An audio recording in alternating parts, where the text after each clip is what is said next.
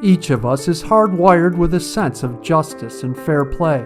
It's grounded in our DNA. The struggle to live out justice is as old as history itself.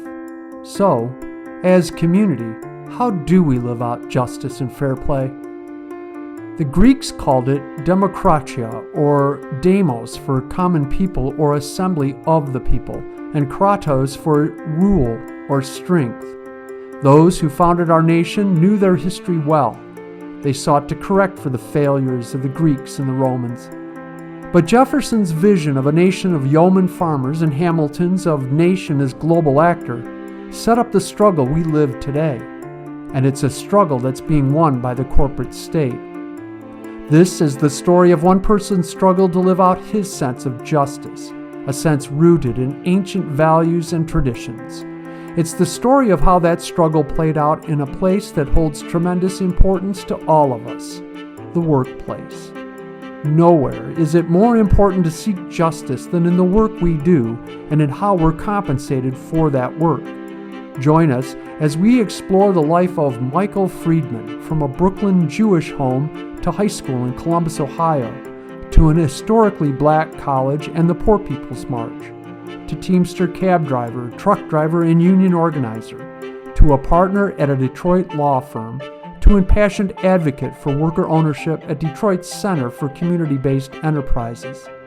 This is one story of the struggle for justice and fair play by democratizing the workplace.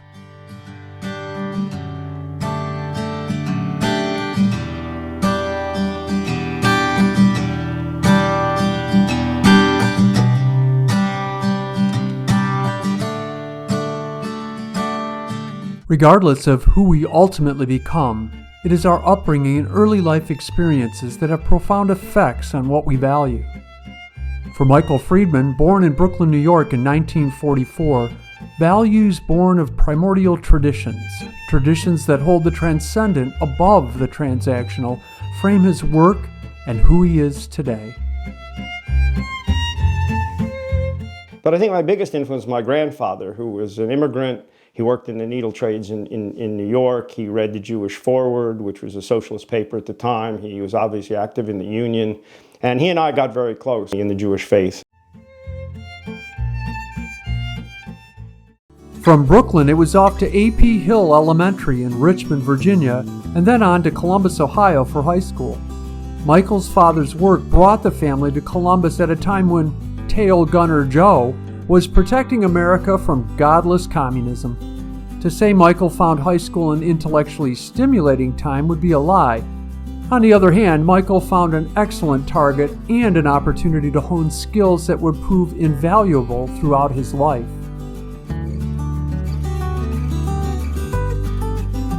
I had a high school principal who was very autocratic. He was an ex-Navy captain and a John Birch Society member.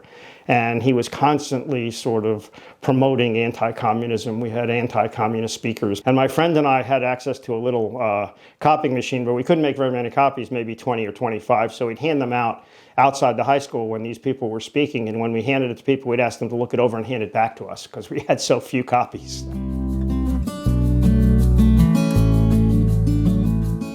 After graduating high school, Michael left behind the stultifying experience of America's fertile plain establishment and headed back to NYC for college.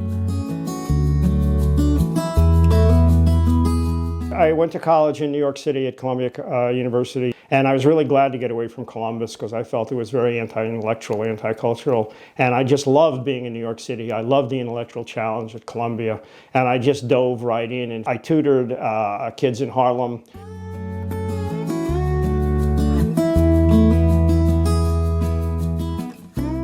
It was the summer of 1964, and Michael was graduating from Columbia. The civil rights movement was heating up, and Mike felt called to be part of it, but a more reserved side of him took over. He left for graduate school at Cambridge instead. After 2 years in London, Michael returned to the States with a commitment to make up for a debt he felt he owed. Starting in the fall of 1967, Michael took a teaching position at the historically black Knoxville College. It was a time that saw the country further embroiled in social unrest. We are not afraid.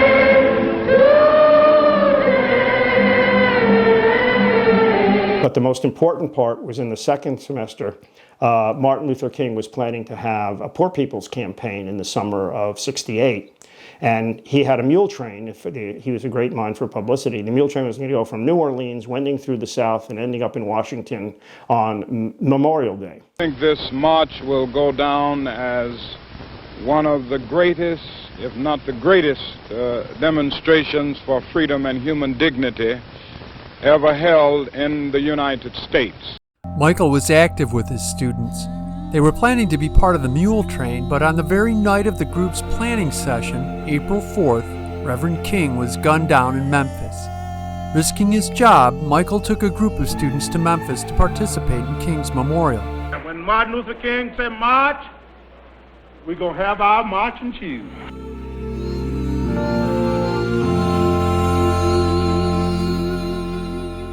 Michael again hit the road with a group of students and headed to Washington, D.C., this time to be part of the Poor People's Campaign, the culmination of the mule train organized by Reverend King and the Southern Christian Leadership Conference, or SCLC.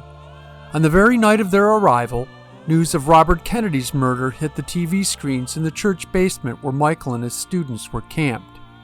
Michael stayed on in D.C. for the summer and continued to work with the SCLC.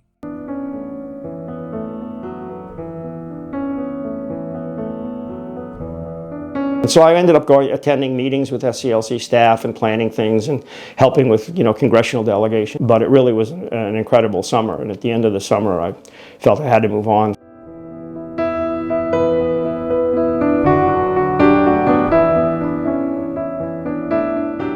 At the end of the summer of 1968 and his work with the SCLC, it was on to familiar ground and back to teaching at Brooklyn College in the newly formed SEEK program, which stands for Search for Education, Elevation, and Knowledge.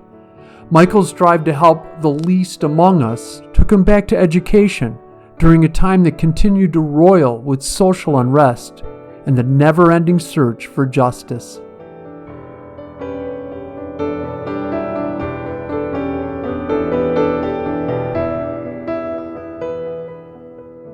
That was an incredible 2 years at Brooklyn College. There was a lot of going on politically, and there was a lot going on campus. There was the anti-war movement. There was a huge demonstration in Washington. I was very active in working on that and organizing a New York delegation. I remember being very much in the line of march, heading towards the Pentagon, and sort of all of a sudden coming up against this line of soldiers and saying, "Oh my God, what's going to happen here?"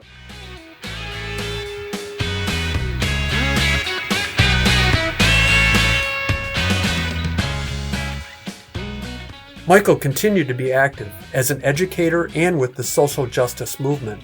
He remained deeply engaged with like-minded folks and made more connections.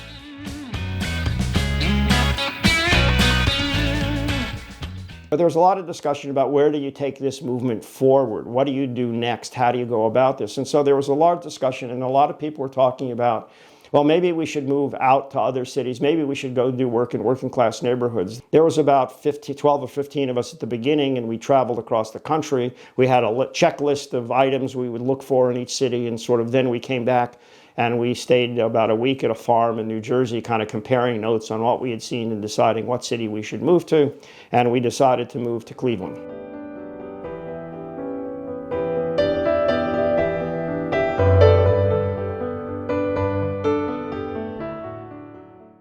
So the group moved to the near west side of Cleveland and into a working-class neighborhood comprised primarily of American Indians, Chicanos, and Appalachians. Starting a free clinic in the basement of a church was one of the first orders of business. The clinic was so successful it was eventually taken over by the Cleveland Board of Health. Of course, engaging in a working-class community meant working in the community. For Michael, work included using his gift for writing and the skills he'd learned in high school to advance justice. It also meant joining an organization that would ground his work for almost the next 2 decades.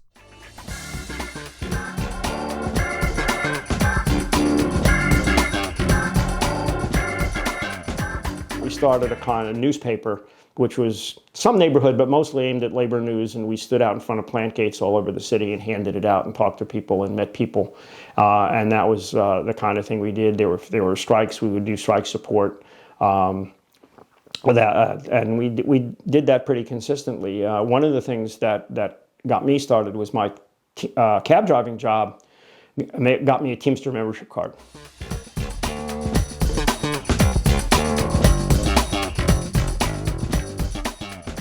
Modern Times, as the West Cleveland Group would call themselves, was rooted in bringing justice to the working class.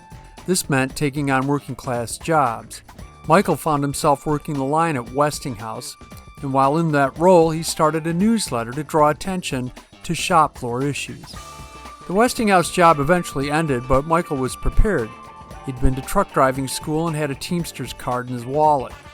The Teamsters had just been through the Wildcat strikes of 1970, which were ignited by a rift between the rank and file and Teamster leadership over the national contract. Committed to bringing change to the Teamsters, an active group of union members were organizing. Someone from Modern Times suggested Michael get involved, which he did. Teamster Union Rank and File, or TURF as the group would be known, was just the beginning. With more than 1 million members, the Teamsters is a complex organization. The union represents many industries, skills, and trades. Locals are the basic unit of the Teamsters organization. Michael was a member of the freight division of Cleveland Local 407. The locals have control over how they're organized, and members elect officers and adopt their own bylaws. U.S. labor law requires unions to choose their leadership through an election process, and with elections, size, and complexity come bureaucracy, power, and interest politics. Locals employ business agents, which are full-time positions paid by the union. They're elected by the rank and file. In the event a union employee believes she's been treated in a way that violates the union contract, she may file a grievance, and this is where business agents come in. Grievance resolution is administered by the local. In other words, business agents were judged on the extent to which they could bargain for the union, as well as how they appeased company management. To say grievance resolution was not unlike a game of craps played in some back alley is not much of an exaggeration.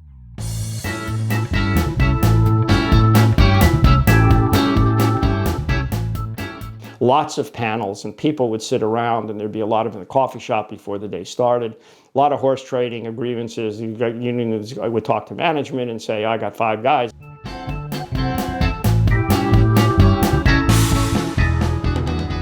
Being a business agent is a pretty nice job. Those who attain it don't want to lose it.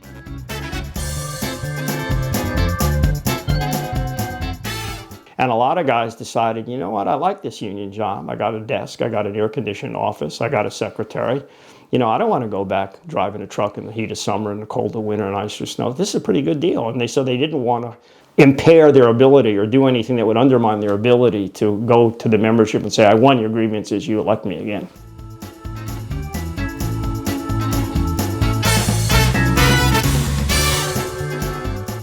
Not unlike Teamster Local 407 business agents, each of us is prone to the effects of interest politics and bureaucracies.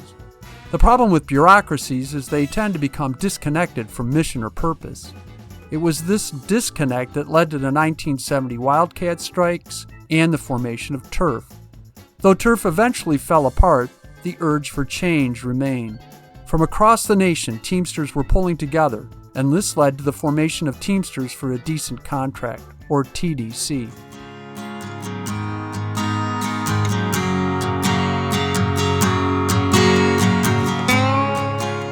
Do we want to continue this organization? Do we want something that we can become a more formalized caucus? There was a convention held in 1976 near Cleveland. I think it was at Kent State University. And the decision was made to change the name of Teamsters to a Decent Contract to Teamsters for a Democratic Union, and begin to reform the Teamsters into a more democratic organization.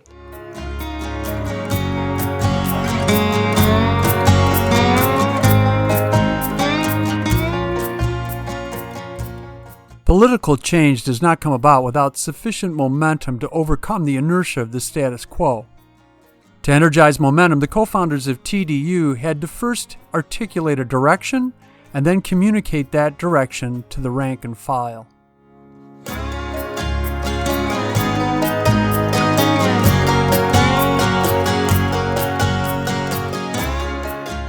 And what you had here was a layer of officers who were kind of afraid to organize the members, because the first thing an organized membership would do would probably vote them out of office. And so you had this tension between a bureaucratic leadership and an active membership, and we were trying to activate the membership as much as possible. We put out a newspaper. I was editor of the newspaper for the first 9 years. It started out being called Convoy. It's now called Teamster Voice, but it's still being put out.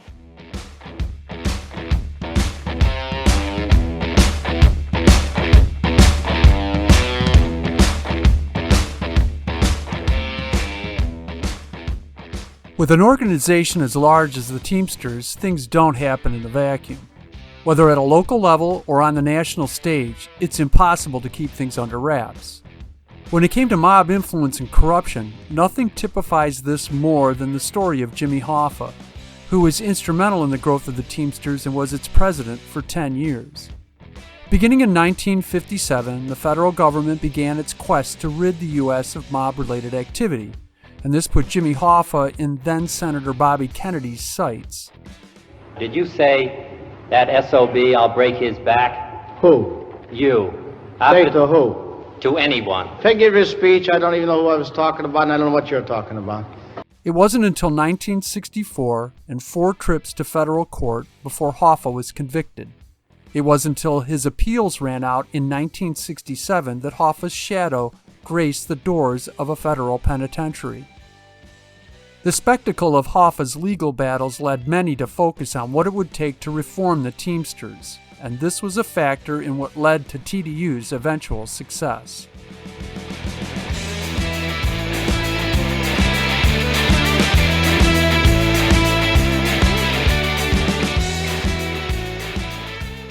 The big uproar in the Teamsters was Hoffa's going to jail. That opened up a number of possibilities. TDU was very, very clear that in order for the union to work, and not only this union, but a number of other unions, you needed to have them represent the feelings of the membership. It needed to be more democratic. The leadership needed to be more responsive to what the members needed and what the members wanted.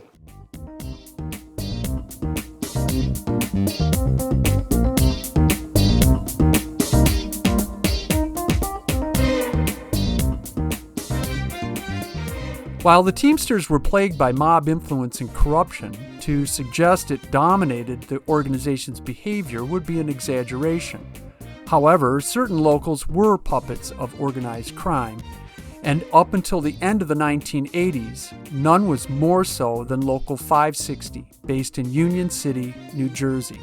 Local 560 was controlled by the Genovese family's Tony Provenzano, who took over its reins in 1958.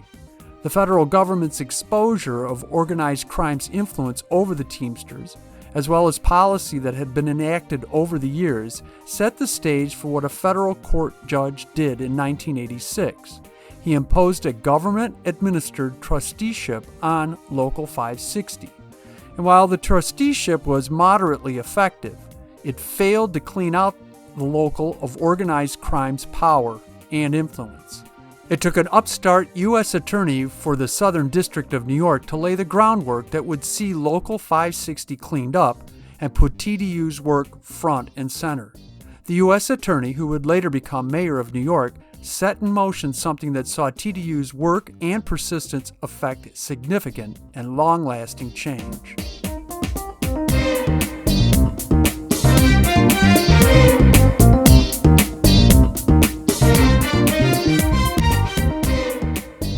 So when the government, and this was Southern District of New York, Rudy Giuliani, decided he was going to put the union in trusteeship and clean out the mob, and this was going to solve everything. And TDU got involved in this process and said, look, you couldn't have a single trusteeship in one single local.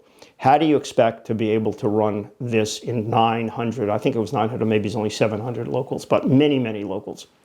And there was conversations back and forth, and the idea is, well, what else can we do? And so the idea was, well, you can have direct election of union officers. If the membership has a direct right to vote, So they signed a consent decree, and they went to the union leadership and saying, here's a consent decree. If you don't sign it, you're going to jail. So they signed it. That's a simplified version, but at the end, that's kind of what it boiled down to. And they required the Teamster Constitution to be amended to allow direct rank and file votes. There would be government-supervised elections, and there were government-supervised elections from the early 90s until about a year ago.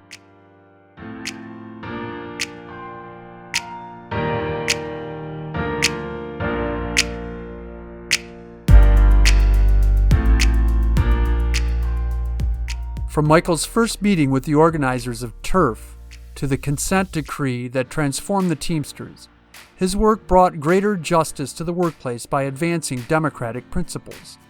Unions play an important role in bringing justice to top management decision-making. Giving voice to those who do the work, regardless of what role they play, is foundational to achieving justice in the workplace.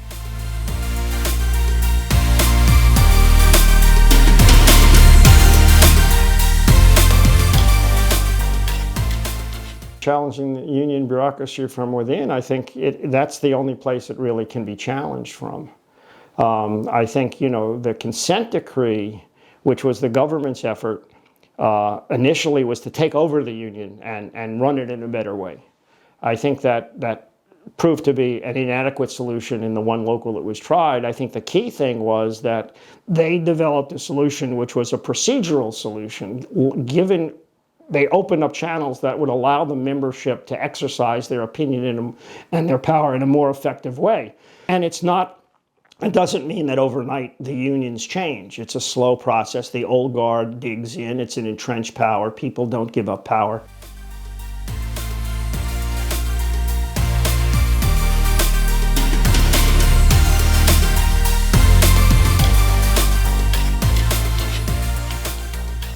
Beginning with the passing of Taft-Hartley in 1947 and the trade-off made by Walter Reuther and the UAW's 1950 Treaty of Detroit, and then greatly accelerated by economic trends, as well as Milton Friedman's theory of shareholder primacy, and the way in which this theory proliferated business school education, the counterbalance of union power has been nearly wiped out. This loss of power is no small thing.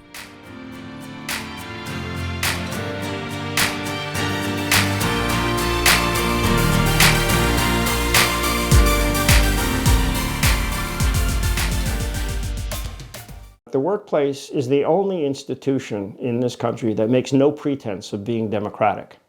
If you don't have a union in your workplace, it's employment at will. The employer can fire you, can limit your hours, can give you more work, can do overtime, whatever they want to do. The only limitation is if there's a federal law that requires them to do a safety thing or something like that. But they run the business as they want to.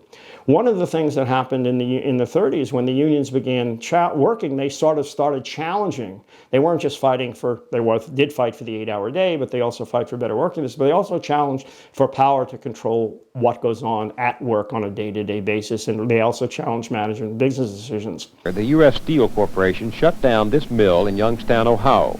They said it wasn't profitable. Today, some of the workers from the Ohio mill are trying to buy the plant and run it themselves.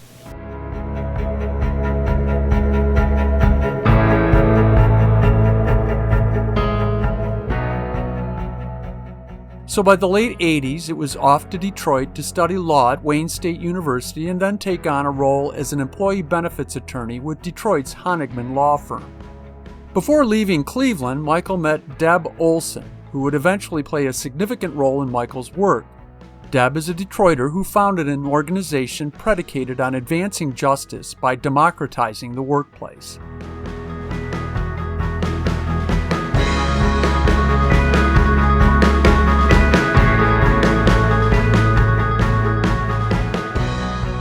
I first met Deb Olson, who was a Detroit-based lawyer who has worked in worker ownership issues and employee ownership issues, usually with unions, for a number of years, and is sort of well known in that area and has been doing it a long time.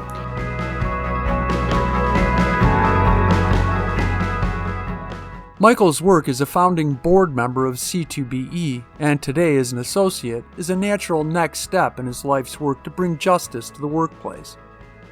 Worker ownership transcends the Taft-Hartley and Treaty of Detroit trade-offs.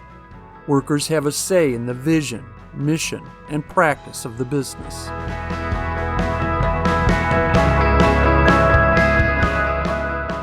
C2BE is the Center for Community-Based Enterprise, and we define a community-based enterprise as being deeply rooted in the community, providing living wage jobs, providing equity, so there's a financial reward, and democratic in nature so that you have a voice.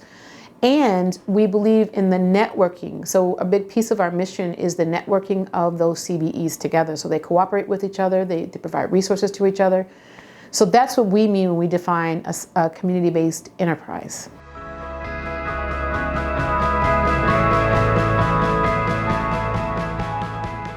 I mean, the attraction of employee ownership is that it really allows the workforce to have some say-so, ideally some say-so in the governance of how the company is run. It gives workers an agency and some leverage and some insight, not only into how their companies that they work for are run, but that they have some responsibility on how it is run, and they have some say-so about how it is run, which I think has not only benefits how the companies are run, and there are research data about how worker-run companies stack up to non-worker-run companies in recessions in terms of turnover and things like that.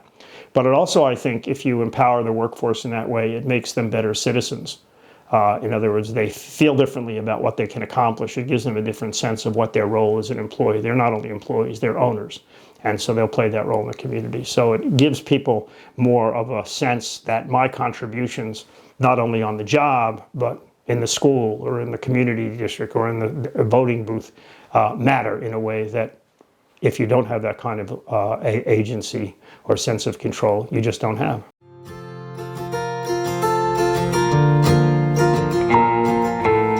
Michael's earlier association with John Logue, the founder of the Ohio Employee Ownership Center, led to deeper insights. Engaging and developing all workers begins with formation and coming to understand what agency means.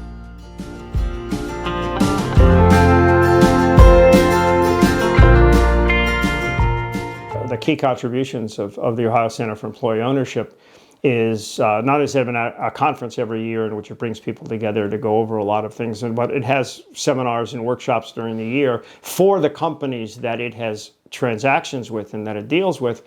And it not only works on the basics like finance and governance and how that works, but culture and building a worker ownership culture, building a culture of participation is very important, because even if you're technically a worker owner, if you don't feel part of it and you don't really understand what your role is, you're not going to have the kind of agency and leverage and insight that the goal of worker ownership is aimed to do. And it's also true that there's ways in which you can bring people into the company or educate people about companies without giving a formal ownership role, although that often is a trigger and a key component of playing that role. But like a lot of companies have suggestion boxes. The question is, are you really acting on suggestions? Do you really listen to what workers say? Do you really understand that if they have a complaint about how this machine runs or how this workflow is organized, they get listened to and action is taken on their suggestions, or an explanation and real feedback is given of what can be done and what can't be done, so that there's a dialogue going on there? In worker-owned companies, that tends to happen more frequently and more often because people not only have a technical ownership, but they're often asked to make meaningful decisions about how the work process and how the company is to be run.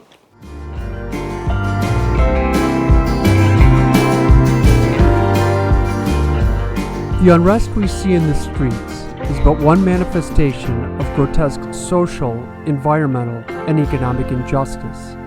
These injustices are largely rooted in the way we organize work. What we must resolve in this age is whether work ought to be controlled by largely autocratic private corporations, or whether it ought to be controlled democratically by those who do the work. How do you mobilize people? How do you get people active? Why aren't the masses or the majority of the rank and file active? The reason a lot of them aren't active is not because they aren't angry about the situation. It's because they don't think we can win. They don't think you can do anything about it.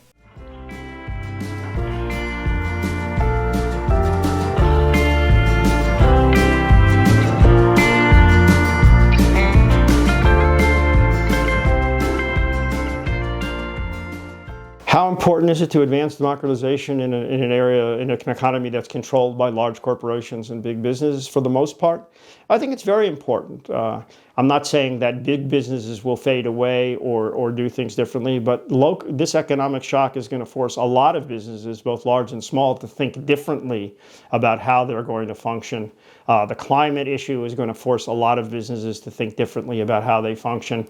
And sustainability, the ability to maintain and continue rather than be knocked off your feet by these big economic or political shocks that may be coming.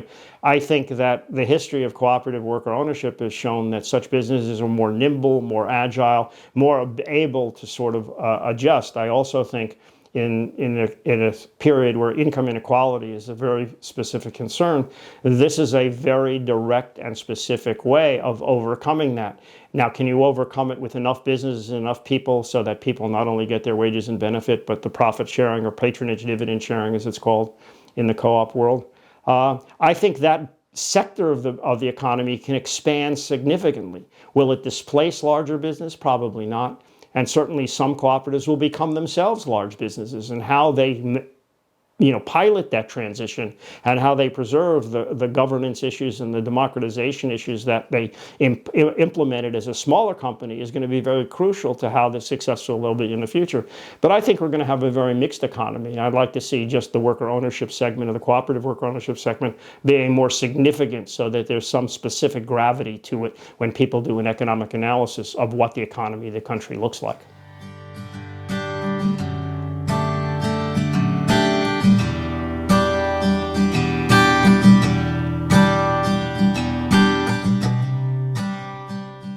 This moment in human history is showing us what happens when social, economic, and environmental justice, and what's best for the common good, the commonwealth, are neglected for a single bottom-line mentality. Business as a social science is not linear in its behavior, nor should it aggregate power and wealth among a very few entities. Business is far more complex, with multiple stakeholders. What's good for business ought to be what's just for all things: people, planet, and profit.